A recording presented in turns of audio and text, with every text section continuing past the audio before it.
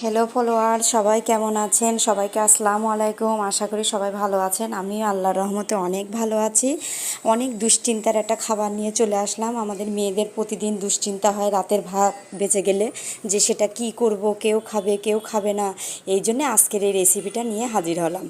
আমরা প্রথমেই পেঁয়াজ ঝাল ভেজে নিয়ে সুন্দর করে তার মধ্যে ডিম দিয়ে দেব। ডিমটাকে এবার সুন্দর করে লাল লাল করে ভেজে নেব।